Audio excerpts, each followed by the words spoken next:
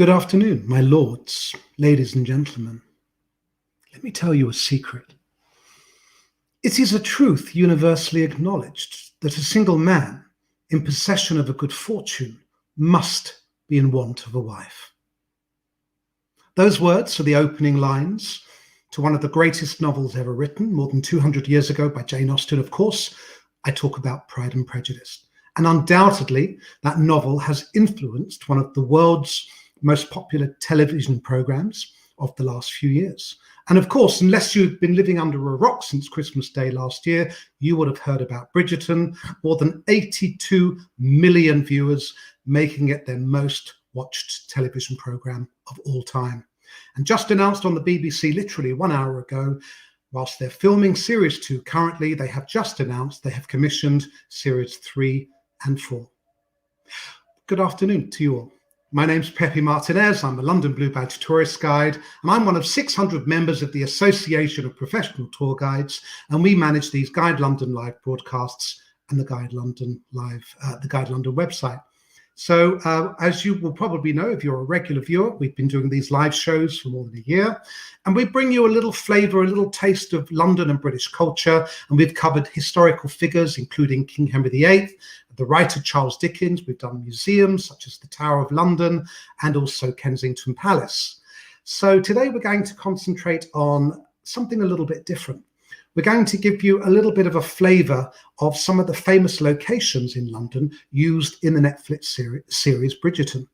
Now, before I introduce you to Anna, can I just remind you that if you haven't subscribed to our YouTube channel, we're up to more than 800 subscribers now, and I'd really like us to get to 1,000 subscribers before we end these series of live talks in the summer.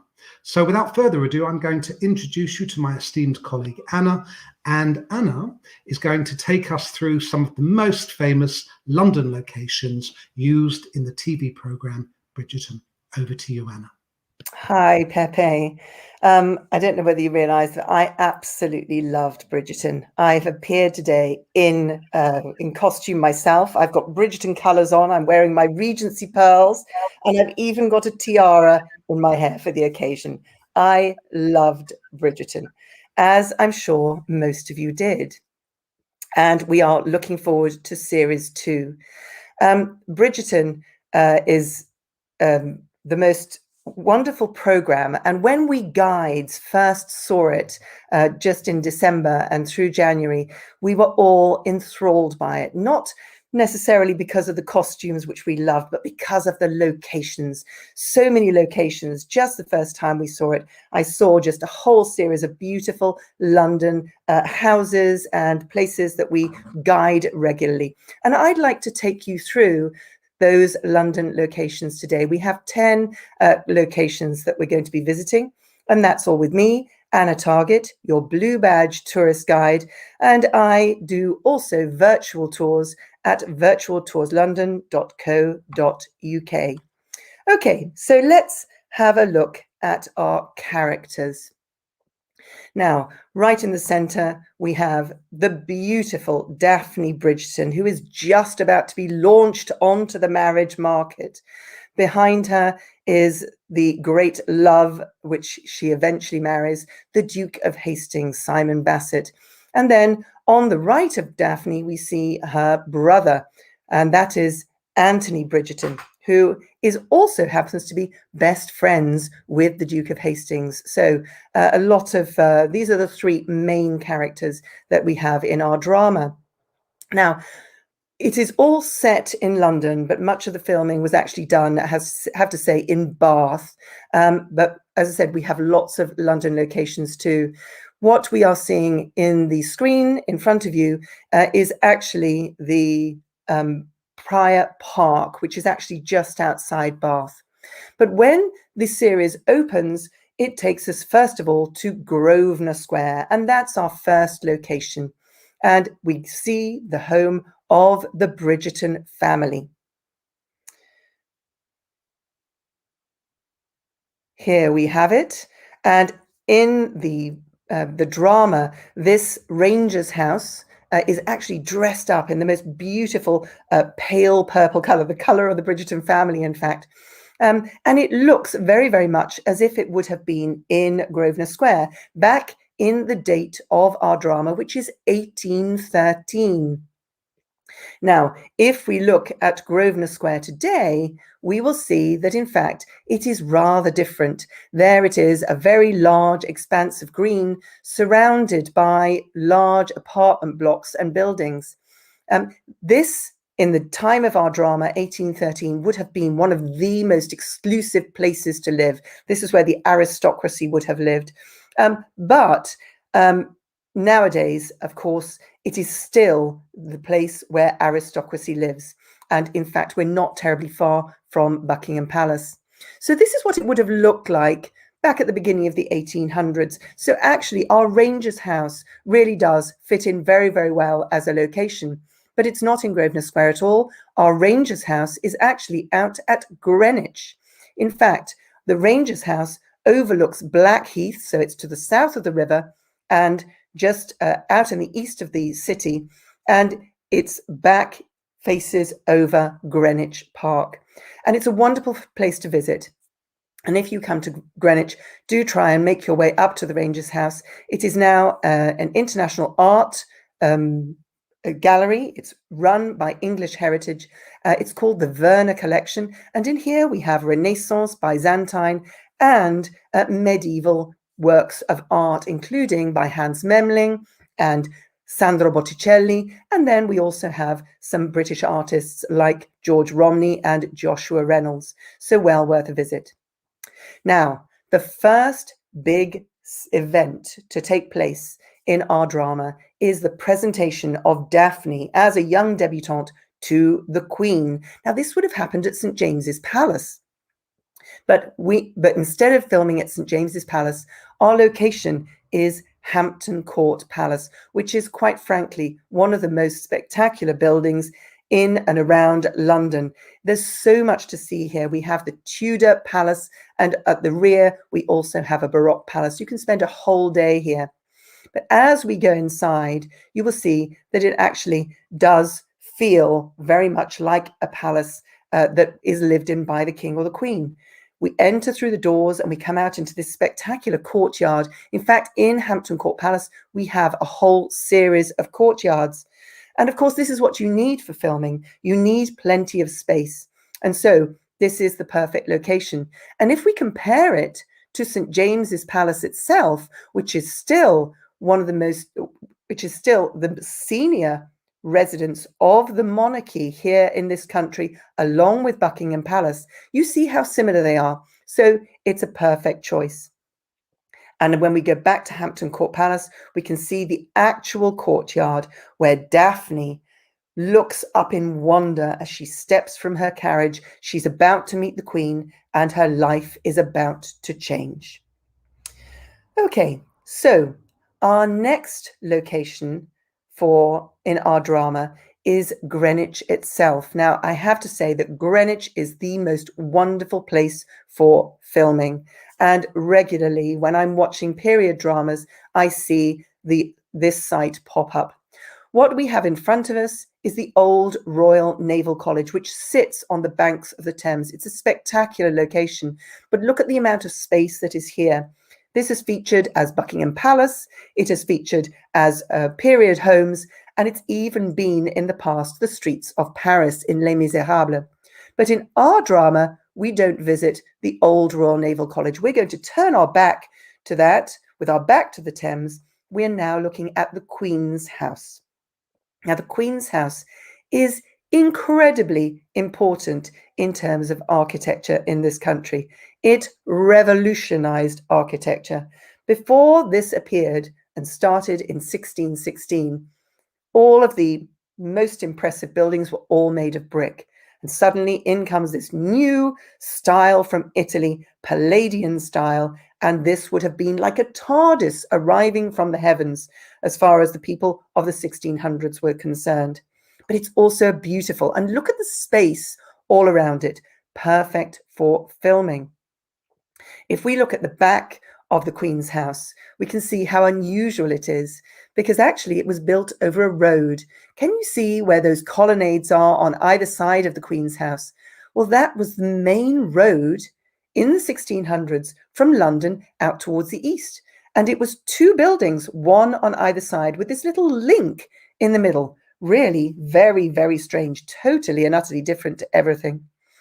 But this features as Somerset House. And Somerset House, in the time of our drama, 1813, was the home of the Royal Society for Arts. And we can see Somerset House now. Somerset House is actually on the banks of the Thames, in between the City of London and Trafalgar Square. And it was the first building built in this country in 1775 for public use. So it became the home of the Royal Society of Arts, the Royal Society of Antiquaries, the Royal Society for the Advancement of Knowledge, so that's for scientists. And what do we have here today? Well, today we have the Courthold Institute, which is where we can go to see Impressionist art. It should be open, hopefully this year, if not next year. But let's go back to Greenwich and back to the Queen's House, because it's used regularly throughout the series for various different scenes. So yes, it's Somerset House, but look at these colonnades. These colonnades are used regularly all throughout the series when Lady Whistledown, the gossip monger extraordinaire, has her pamphlets distributed, and you see young men handing them out to the ton, the most aristocratic and the most fashionable people in society. So it kind of hops between Greenwich and Bath. And if we go a little bit closer, we can see where that road went underneath the Queen's House. But also, this is where we have another scene from Bridgerton.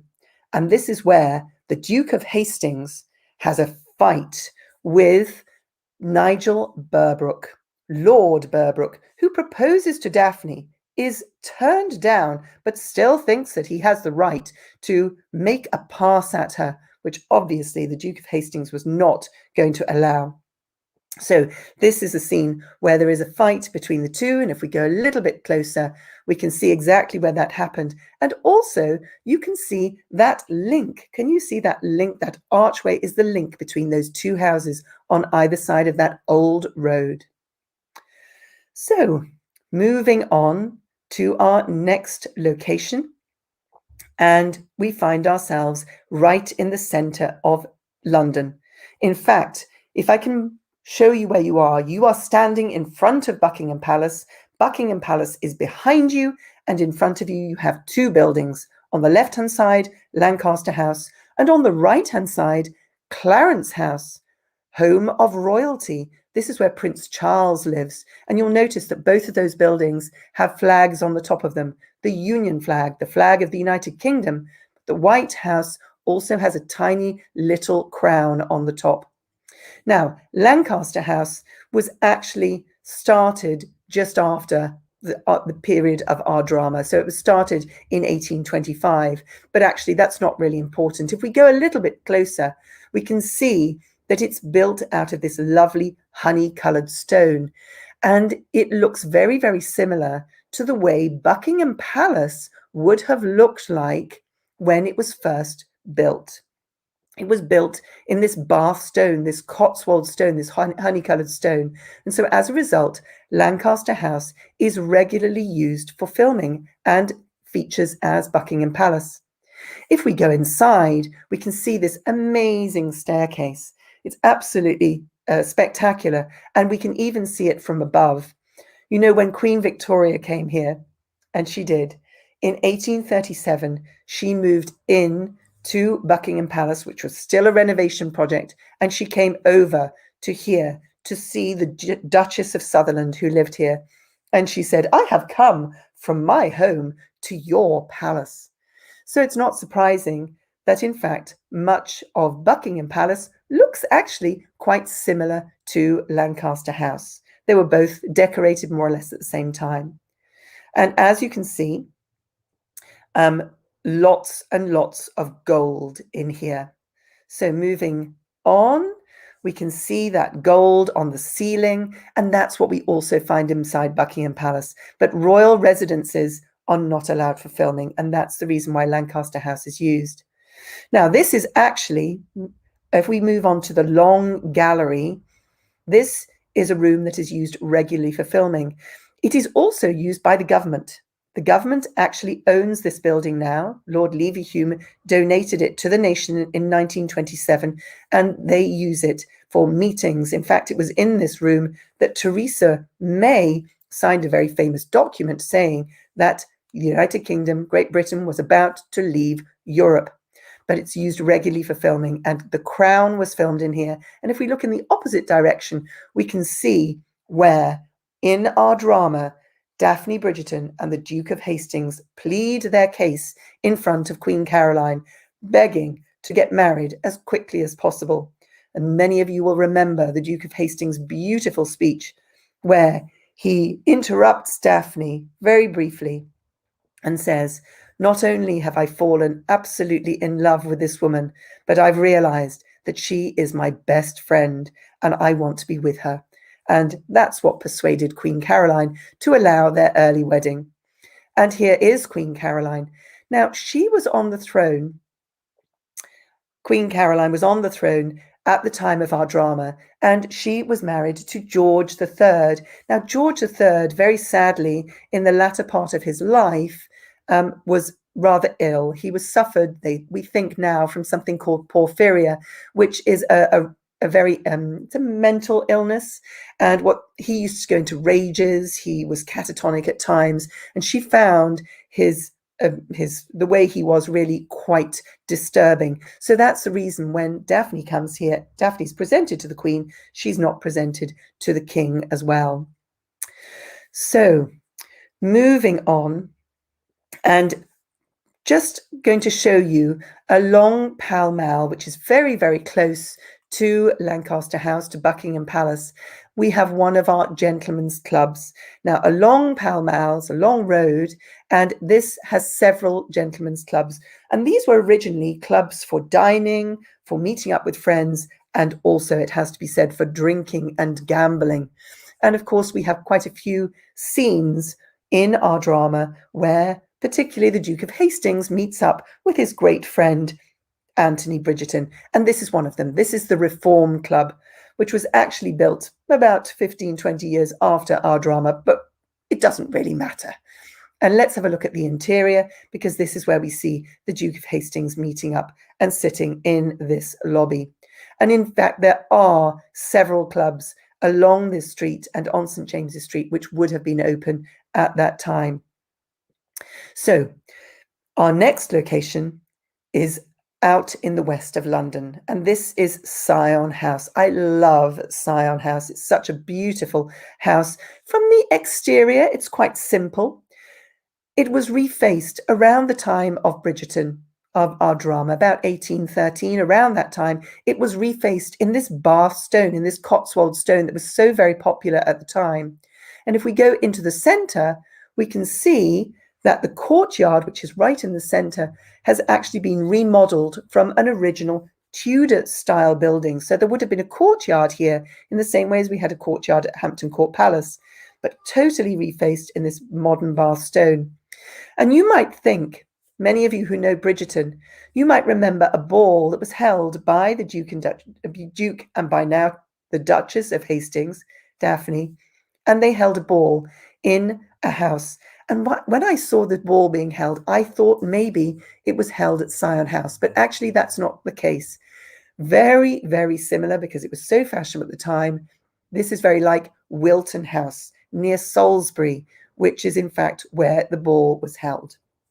But if we go inside Scion House, we see the most beautiful neoclassical interiors. This entrance hall in Scion House is one of the most stunning interiors in the country, and it shows off the wealth of the Duke of Northumberland. He sent his son traveling through Europe on the grand tour. They would have seen all of these Roman statues, and they would have wanted copies of the most famous Greek and Roman statues in their hallway, and here they are. So this is our entrance hall, but we also see the dining room. And in the dining room, we have, this is where the scene between Queen Charlotte and George III takes place. And this is where they have an argument and George III goes into a rage. Now, would that have happened? Yes, probably, but probably a few years earlier than our drama, because it is thought that Queen Caroline didn't actually see very much of her husband from 1812 onwards. But historical accuracy is not really that important in Bridgerton. Yes, it's more or less on the right track, but it doesn't really matter. Now, the last beautiful room in Scion House is the Long Gallery. And here we see Queen Caroline walking along this long gallery, which is in fact the type of thing that nobility and royalty would have done. Because when this house was originally built back in the late 1500s, houses in the 1500s and 1600s would have all had these long galleries where the ladies, with their very expensive, huge, great big dresses made from silks and velvets that were difficult to clean, they would have taken their exercise here rather than taking their exercise in the gardens.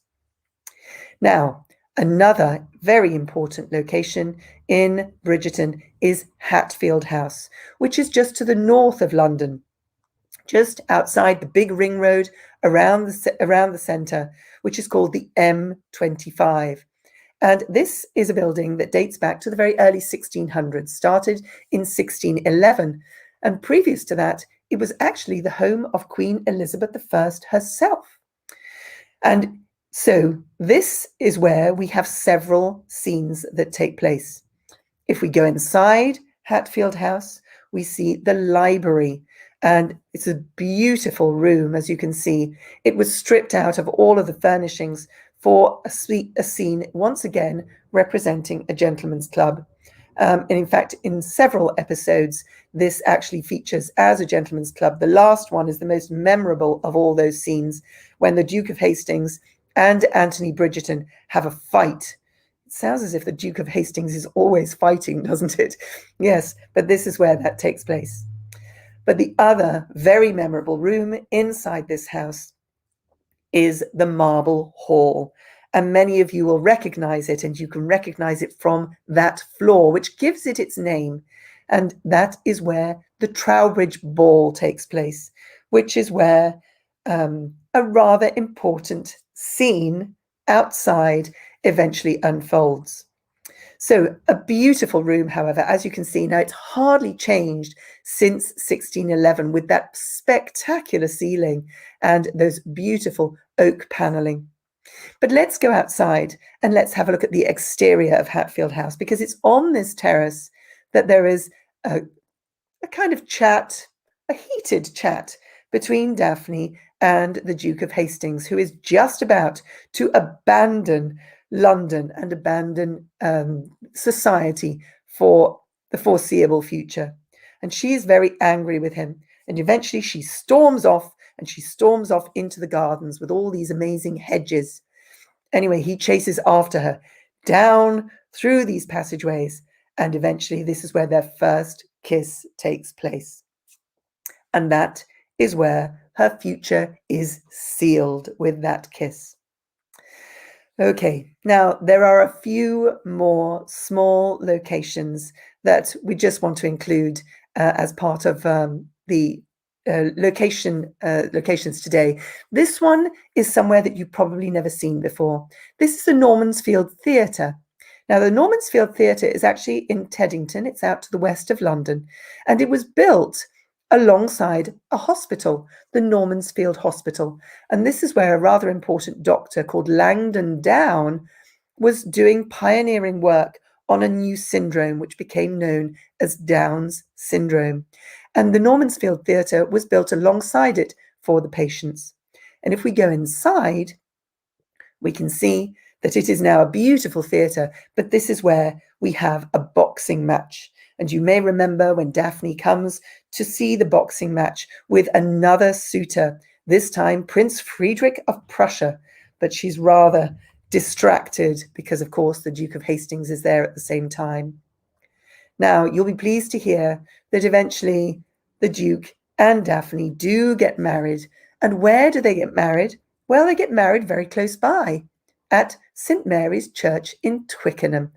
And it's quite fitting, in fact, that they should get married in this area, because during the time of our drama in the 1800s, this area was incredibly fashionable, and there were lots of beautiful homes and country houses along this route, all the way from Hampton Court Palace all the way up as far as Chiswick. So it's a very, very nice area to visit along the Thames. And finally, I'd just like to show you where Daphne and the Duke of Hastings spend their wedding night. At Dorney Court, which is just one of the most beautiful Tudor homes. It's over 500 years old. It still belongs to the same family. And do you know what? If you want to get married here, you can, because this is actually a wedding venue. Well, I hope you've enjoyed our romp through London locations of Bridgerton with me, Anna Targett. I am your London Blue Badge tourist guide, and I run virtual tours at virtualtourslondon.co.uk. Anna, that was absolutely fabulous. Thank you so much. And I'm sure our viewers will agree. Even if you've never seen Bridgerton, you've never watched a second of that incredibly popular television series, there's no denying that some of those places are definitely worth visiting, and incredibly, all within an hour's drive of central London. And as I admitted to you during the pre-rehearsal today, I only realized yesterday that I had only watched the first 20 minutes of the very first episode, and so I binge watched 3 episodes last night just so I could catch up a little bit, and I'm absolutely hooked. Now, we were talking earlier, what do you think it is that has captured the public's imagination and made Bridgerton so popular all over the world? Well, do you know what, Pepe? I like you, I binge watched, and I was addicted to it when I started watching it, because I'm used to watching period dramas. As guides, we love to watch period dramas. We love to see those locations. But what was wonderful about Bridgerton was it wasn't held back by historical accuracy. Yes, it's fairly accurate, but they weren't, sort of reined in by perfect, the perfect clothes. They were able to elaborate. They really, really embellish the colors. Everything is totally over the top in this drama, and yet it retains that simple, traditional storyline. I think it's fantastic. That's very well answered, Anna. Thank you very much. We've got lots of lovely comments. Julie in Liverpool said, fascinating insight into the program. We've got people that have never seen it and now are hooked, so feel like they know the program already. So there's a lovely comment from Menai Dillon. So, ladies and gentlemen, thank you for joining us today. Before we go, a little bit of business for you. So I just want to share and show you the Guide London website, so guidelondon.org.uk, just to remind you. So of course, I'm sure Anna would be more than happy to guide you around the Bridgerton site, so you can send Anna an email direct. I think I put a banner already on the screen for you, but you can also go to our website and have a look at our website. You probably remember that we launched virtual tours last June, so if you're still not able to travel and would like that tour done virtually, you can have a look on the website.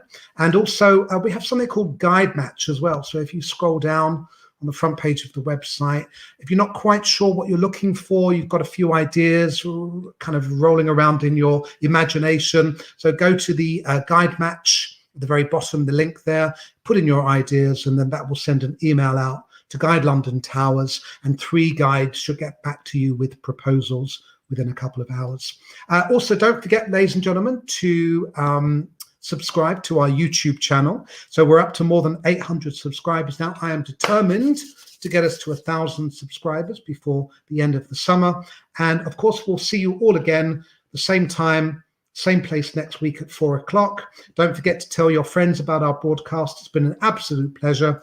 Thank you to Anna for putting a wonderful presentation together. And we will see you all at the same time next week. Stay safe and well. And thank you very much for joining us. Goodbye.